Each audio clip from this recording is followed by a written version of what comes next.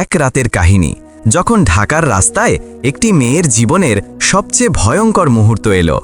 সে ছিল এক সাধারণ কিন্তু সাহসী মেয়ে, যার সৌন্দর্য আর দৃঢ়তা তাকে বিপদের মুখে ঠেলে দিল। কিন্তু তার ভাই একজন নামকরা উকিল, আর তার অটল সাহসের কাছে অন্ধকারের শক্তিও হার মানল। এই গল্প শুধু একটি মেয়ের বিপদের নয়, বরং সমাজের অন্ধকার দিকের বিরুদ্ধে একটি ন্যায়ের লড়াইয়ের। পড়ুন কিভাবে একটি রাত ঢাকার রাস্তায় ইতিহাস তৈরি করল। রাত তখন প্রায় 12টা বাজছে। ঢাকা শহরের একটি সম্ভ্রান্ত পরিবারের মেয়ে নুসরাত তার বন্ধুর জন্মদিনের পার্টি থেকে বাড়ি ফিরছিল। নুসরাত এতটাই সুন্দরী যে তাকে দেখলে যে কেউ তার রূপে মুগ্ধ হয়ে যেত। পার্টিতে সে বন্ধুদের সঙ্গে হাসি খুশি মেজাজে ছিল, মজা করছিল। হঠাৎ তার ফোনে একটি কল এলো। ওপার থেকে কেউ বলল, নুসরাত, তোর বাবার শরীর হঠাৎ খুব খারাপ হয়ে গেছে, তুই তাড়াতাড়ি বাড়ি চলে আয়। এ কথা শুনে নুসরাতের হৃদয় ভয়ে কেঁপে উঠল। সে কাউকে কিছু না বলে পার্টি থেকে বেরিয়ে গেল এবং তাড়াহুড়ো করে একা বাড়ির দিকে রওনা দিল। রাতের নির্জন রাস্তায় অন্ধকারে মোটরসাইকেল চালাতে চালাতে তার মন ভয়ে ভরে গেল। দূর থেকে হঠাৎ একটি বড় গাড়ির আলো দেখা গেল, যার আলো চকচক করছিল। গাড়িটি দেখে নুসরাতের মনে একটু শান্তি এলো। সে ভাবল, ভালো হয়েছে, রাস্তায় কেউ তো পাওয়া গেল, হয়তো তারা আমাকে সাহায্য করবে। কিন্তু সে জানত না এই গাড়িটাই তার জন্য সবচেয়ে বড় বিপদ হয়ে দাঁড়াবে। গাড়ির কাছে পৌঁছতেই নুসরাত দেখল রাস্তার পাশে একটি দামি এসইউভি দাঁড়িয়ে আছে। তার পাশে ব্যবসায়ী কামালের ছেলে রাফি তার ৩-৪ জন বন্ধুর সঙ্গে বসে আছে। সবার হাতে মদের গ্লাস। তারা জোরে জোরে হাসছে, অদ্ভুত কথাবার্তা বলছে, আর নেশায় মাতাল হয়ে চারপাশ নষ্ট করছে। নুসরাতের চোখ তাদের ওপর পড়তেই রাফিও তাকে দেখে ফেলল। তার চোখ নুসরাতের ওপর আটকে গেল। সে হেসে তার বন্ধুদের বলল, দেখ কি সুন্দর মেয়ে এসে পড়েছে, আজ তো মজা হবে, এ যেন সিনেমার নায়িকা, এমন মেয়েকে কি এমনি যেতে দেব? এ কথা বলেই রাফি আর তার বন্ধুরা নুসরাতের রাস্তা আটকে দাঁড়ালো।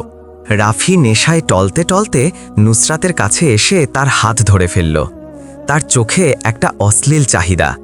সে হেসে বলল, এত সুন্দর মেয়ে রাতের অন্ধকারে কোথায় যাচ্ছে? আমাদের দিকেও একটু তাকাও, তোমার স্টাইলে আমরা পাগল হয়ে গেছি, আর সহ্য হচ্ছে না, শুধু একবার আমাদের সঙ্গে মজা করো। রাফির এই অশ্লীল ছোঁয়ায় নুসরাত কেঁপে উঠল। সে তাড়াতাড়ি হাত ছাড়িয়ে পিছিয়ে গেল এবং রাগ ও ভয় মিশিয়ে বলল, দেখুন, আমাকে বাড়ি যেতে হবে, আমি একজন ভদ্র মেয়ে। আপনি একজন বড় ব্যবসায়ীর ছেলে হয়ে এমন করছেন? আপনার কাজ তো সমাজে ভালো নাম রাখা, কিন্তু আপনি নিজেই খারাপ কাজ করছেন। আপনারা সমাজের ভালো লোক নন, শত্রু মনে হচ্ছে। রাস্তা ছাড়ুন, আমার বাবার কাছে যেতে হবে, তিনি অসুস্থ। এ কথা বলে নুসরাত পাশ দিয়ে যাওয়ার চেষ্টা করল, কিন্তু রাফি আবার তার হাত শক্ত করে ধরে নিজের দিকে টেনে নিল। নুসরাতের হৃদয় তখন জোরে ধড়কাচ্ছে, তার ভয় আরও বেড়ে গেল, তার চোখে পানি এসে গেল। কাপা গলায় সে বলল, প্লিজ আমাকে ছেড়ে দিন, আমার বাড়ি যেতে হবে, আমার বাবার অবস্থা খুব খারাপ। আপনারা এমন কেন করছেন? আপনারা তো সমাজের লোক, তাহলে কেন আমাকে ভয় দেখাচ্ছেন? প্লিজ আমাকে যেতে দিন। কিন্তু রাফি তার কথা শোনার মুডে ছিল না। তার চোখে আরও খারাপ চাহিদা জ্বলজ্বল করছে। সে নুসরাতের চোখে তাকিয়ে আরও লজ্জাহীনভাবে বলল, যদি তুই আমাদের ছেড়ে চলে যাস তাহলে আমি বাঁচব না। তোর রূপ আমাকে পাগল করে দিয়েছে, শুধু একবার আমাকে খুশি কর, তারপর যা, শুধু একবার। এ কথা শুনে পাশে দাঁড়ানো রাফির এক বন্ধু মাঝে বলে উঠল, ভাই, এই মেয়ে এত নাটক কেন করছে? ওকে বোঝা, যা বলছি তাই কর। শোন মেয়ে, তুই কি ভাবছিস এমনি চলে যাবি? না, যতক্ষণ আমরা খুশি না হচ্ছি তুই কোথাও যাবি না, বুঝলি? এই খারাপ কথায় নুসরাতের হৃদয় জোরে ধড়কাতে লাগল। তার সারা শরীর ভয়ে কাঁপছে। এখন সে বুঝে গেল এরা তাকে ছাড়বে না। তার মনে ভয় আর রাগের ঝড় উঠল। সে মনে মনে ভাবল, এখন এদের সত্যি বলে ভয় দেখাতে হবে। সাহস করে সে জোরে বলল, বাস, অনেক হয়েছে। তোরা খুব বড় ভুল করছিস, তোরা আইন ভাঙছিস, খারাপ কাজ করছিস। আমাকে চিনিস না? আমি ঢাকা শহরের নামকরা উকিল আরিফের বোন নুসরাত। যদি আমার ভাই তোদের এই কাজের খবর পায় তাহলে তোদের কোনো রক্ষা নেই, তাই আমাকে তাড়াতাড়ি যেতে দে, না হলে পরে খুব পস্তাবি। তার গলায় আগুন ভরা, কিন্তু ভেতরে সে তখনও খুব ভয় পাচ্ছে। রাফি তার কথা শুনে হো হো করে হেসে উঠল। নেশায় টলতে টলতে বলল, তুই উকিলের বোন? তোকে দেখে তো মনে হয় না। উকিলের বোনেরা তো স্টাইলিশ পোশাক পরে, তুই তো ঢাকার সাধারণ মেয়ে লাগছিস। বোকা বানাস না, মিথ্যে বলা বন্ধ কর। উকিলের বোন হলে তোর তেজ অন্য রকম হতো। এখন বাহানা ছাড়, যা বলছি তাই করো। এ কথা বলে রাফি আবার নুসরাতের হাত শক্ত করে ধরল। নুসরাত এখন বুঝে গেল এদের বোঝানো তার ক্ষমতার বাইরে। তারা সবাই নেশায় মাতাল আর তাদের মন খুব খারাপ। তার মনে ভয় বাসা বেঁধেছে যে এরা জোর করে তার সঙ্গে খারাপ কিছু করবে না তো। হঠাৎ সে সাহস করে রাফির হাত শক্ত করে ধরে দাঁতে কামড়ে দিল। রাফি ব্যথায় চিৎকার করে উঠল। নুসরাত সুযোগ পেয়ে হাত ছাড়িয়ে পুরো জোরে দৌড়াতে লাগল। খালি রাস্তায় তার নিঃশ্বাস দ্রুত চলছে, সে জান বাঁচাতে দৌড়াচ্ছে। কিন্তু পিছন থেকে রাফি চিৎকার করে বলল, কি দেখছিস রে, ধর ওকে, পালাতে দিস না। এ কথা শুনে তার বন্ধুরা টলতে টলতে তার পিছনে দৌড়ালো। নেশার জন্য তারা দ্রুত দৌড়াতে পারছিল না, কিন্তু তাদের মধ্যে একজন বন্ধু, যার নাম ছিল সোহান, দৌড়ে দৌড়ে নুসরাতকে ধরে ফেলল এবং জোর করে টেনে রাফির সামনে নিয়ে এলো। রাফি খুব রাগে উঠল। নুসরাতকে দেখেই জোরে একটা চড় মারল। নুসরাতের মুখ একদিকে ঘুরে গেল, চোখে পানি চলে এলো। রাফি চিৎকার করে বলল, তোর এত সাহস, আমাদের থেকে পালাবি? অনেক নাটক করেছিস, এখন তোর বাঁচা মুশকিল। আমার কথা মেনে নে, না হলে আজ জীবিত বাড়ি যাবি না, বুঝলি? নুসরাতের চোখে ভয় স্পষ্ট। সে কাঁপতে কাঁপতে বলল, দেখ, তোরা খুব বড় ভুল করছিস। তোদের মনে হয় আমার ভাই উকিল নয়? তাহলে একটু অপেক্ষা কর, আমার ভাই আমাকে নিতে আসবে, আর যখন আসবে তখন দেখবি তোরা কিভাবে বাঁচবি। তার গলায় ভয় আর রাগ মিশেছিল। এ কথা বলে নুসরাত হঠাৎ জোর করে আবার হাত ছাড়িয়ে দৌড়াতে লাগল। এবার সে আগের চেয়ে আরও জোরে দৌড়াচ্ছে। রাফি আর তার বন্ধুরা তার পিছনে দৌড়াল। কিছু দূর গিয়ে রাফি তাকে আবার ধরে ফেলল। সে নুসরাতের হাত শক্ত করে চেপে আর একটা চড় মারল। পালানোর চেষ্টা করিস না, যত খুশি দৌড়া, এখন তুই আমার হাত থেকে বাঁচতে পারবি না, বুঝলি? রাফির এই কথা শেষ হতেই তার এক বন্ধু সোহান গোপনে নুসরাতের দিকে তাকিয়ে চোখ মারল। আসলে সোহান রাফির খারাপ কাজ দেখে মনে মনে অসন্তুষ্ট ছিল। সে গোপনে তার পকেট থেকে ফোন বের করে নুসরাতের ভাই আরিফকে কল করে দিল এবং ফিসফিস করে বলল, ভাই, তোমার বোন বিপদে, তাড়াতাড়ি এসো। সামনে থেকে হঠাৎ একটা গাড়ির জোরালো আলো দেখা গেল। গাড়ির আওয়াজ শুনে নুসরাতের হৃদয় আশায় ধরকাতে লাগল। সে চিৎকার করে বলল, এখন তোরা কিভাবে বাঁচবি? দেখ, আমার ভাই এসে গেছে, এখন তোদের কোনো রক্ষা নেই। গাড়িটা জোরে ব্রেক কষে সামনে থামল। দরজা খুলে বাইরে বেরিয়ে এলেন ঢাকা শহরের নামকরা উকিল আরিফ। তার মুখ রাগে লাল। তিনি নেমেই রাফিকে চোখ রাঙিয়ে বললেন, রাফি, আমার বোনকে তাড়াতাড়ি ছেড়ে দে। রাফি প্রথমবার আরিফের সামনে। তাকে বিশ্বাসই হচ্ছিল না যে এটা সত্যি উকিল আরিফ। কিন্তু তার বন্ধু সোহানের মুখের রং উড়ে গেছে। সোহান গোপনে সবাইকে বলল, ভাই, এটা সত্যি উকিল আরিফ, তাড়াতাড়ি মেয়েকে ছেড়ে দে, না হলে আমাদের কোনো রক্ষা নেই। রাফি হতাশ হয়ে গেল, তবু নেশায় অহংকার দেখিয়ে বলল, তুই কে রে? তোকে কেস করে দেব। এ মেয়ে কোথাও যাবে না, এখানে আমার সঙ্গে থাকবে। আরিফের রাগ চরমে উঠল। তিনি চিৎকার করে বললেন, তুই নিজেকে ব্যবসায়ীর ছেলে বলিস না দানব? তুই রাস্তায় মেয়েদের ছেড়ছিস আর আমার বোনের উপর হাত তুলছিস? এখন তোর বাবার টাকাও তোকে বাঁচাতে পারবে না, আর তুইও না। কালই তোর জায়গা কোর্ট হবে আর সেখানে তুই পৌঁছবি। এ কথা শুনে রাফির পায়ের নিচে মাটি সরে গেল। সে ভয়ে ভয়ে নুসরাতের হাত ছেড়ে দিল।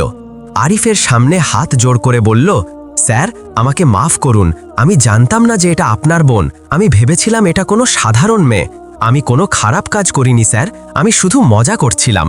নুসরাত মাঝে কাঁদতে কাঁদতে রাগে বলল, না ভাই, এ মিথ্যা বলছে। এ রাফি খুব খারাপ লোক। এ আমার সঙ্গে জোর করে খারাপ করার চেষ্টা করেছে, একে ছেড়ে দিও না। আরিফ রাফির দিকে তাকিয়ে বললেন, তোর অহংকার দেখে আমার লজ্জা লাগছে। তুই সমাজের লোক নয়, সমাজের শত্রু। কাল সকাল 10টায় প্রেস মিটিং হবে। সেখানে পুরো ঢাকার অফিসার আর মিডিয়া থাকবে। সেখানে তোর আসল মুখ সবার সামনে তুলে ধরব। মনে রাখ, এখন তোর বাঁচার কোনো রাস্তা নেই। এই কথা বলে আরিফ নুসরাতের হাত ধরে তাকে গাড়িতে তুলে নিলেন। পিছনে দাঁড়ানো রাফি আর তার বন্ধুদের মন খারাপ হয়ে গেল। তাদের মনে হচ্ছিল এখন তাদের জীবন শেষ। সকাল হতেই ঢাকার সবচেয়ে বড় প্রেস মিটিং হলে মিটিং ডাকা হলো। ভেতরে মিডিয়ার লোক, বড় বড় অফিসার আর সমাজের গণ্যমান্য ব্যক্তিরা বসে আছেন। মাঝে উকিল আরিফ বসে আছেন। তার ডান দিকে তার বোন নুসরাত আর বাম দিকে ঢাকার স্মার্ট পুলিশ অফিসার রিমা খান। চারপাশ নীরব, সবাই অপেক্ষা করছে আরিফ কি বলবেন। আরিফ মাইক তুলে গম্ভীর গলায় বললেন, আজ আমি শুধু উকিল হিসেবে নয়, একজন ভাই এবং সাক্ষী হিসেবেও এখানে বসে আছি।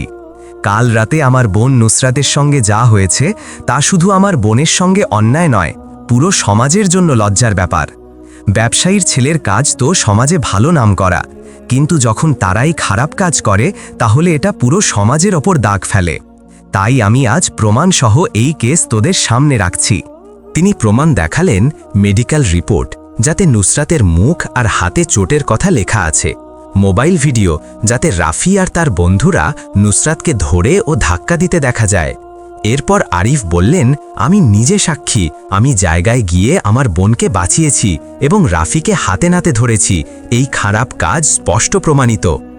এ কথা বলে আরিফ নুসরাতের দিকে তাকিয়ে বললেন, নুসরাত নিজে তার কথা তোদের বলবে। নুসরাত মাইক নিয়ে একটু ভয় পাচ্ছিল, কিন্তু সাহস করে বলল, আমি কাল রাতে বাড়ি যাচ্ছিলাম, তখন রাফি আর তার বন্ধুরা আমার রাস্তা আটকাল। প্রথমে তারা খারাপ কথা বলল, তারপর আমাকে জোর করে ধরল। আমি বারবার বললাম আমাকে বাড়ি যেতে হবে, আমার বাবা অসুস্থ, কিন্তু তারা শুনল না। আমাকে চড় মারল, টেনে নিল এবং বলল যদি আমি তাদের কথা না মানি তাহলে আমাকে জীবিত বাড়ি যেতে দেবে না। আমি খুব ভয় পেয়েছিলাম।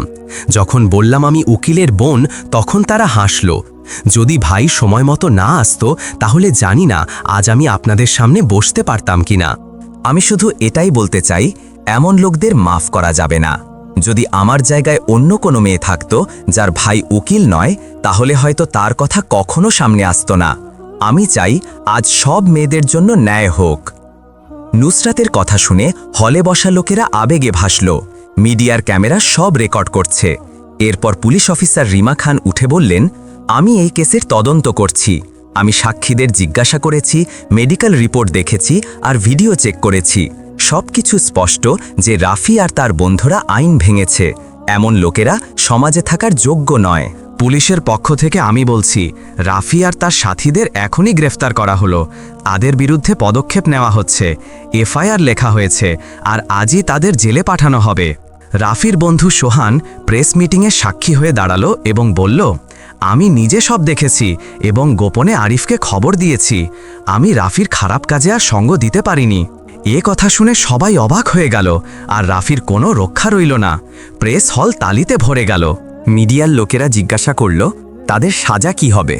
আরিফ বললেন, হ্যাঁ নিশ্চয়ই, এখন এই কেস শুধু তদন্তে থাকবে না, কোর্টে যাবে। যা খারাপ কাজ প্রমাণ হবে তার মতো সাজা দেওয়া হবে, আর আমি সাক্ষী হয়ে কোর্টে দাঁড়াবো। রিমা খান যোগ করলেন, এটা পুরো সমাজের জন্য একটি বার্তা। কেউ যত টাকাওয়ালা হোক না কেন, আইনের ওপরে নয়, আর মেয়েদের সুরক্ষায় কোনো ছাড় দেওয়া যাবে না। প্রেস মিটিং শেষ হতেই পুলিশ রাফি আর তার বন্ধুদের হাতকড়া পরিয়ে বাইরে নিয়ে গেল। মিডিয়া তাদের ছবি তুলতে লাগলো। পুরো ঢাকায় এই খবর ছড়িয়ে পড়ল। তো বন্ধুরা, তোমাদের এই গল্প কেমন লাগলো? যদি ভালো লাগে তাহলে প্লিজ আমাদের চ্যানেলটি সাবস্ক্রাইব করো এবং ভিডিওতে একটা লাইক দিও। তোমার মতামত কমেন্ট করে জানাও। ধন্যবাদ।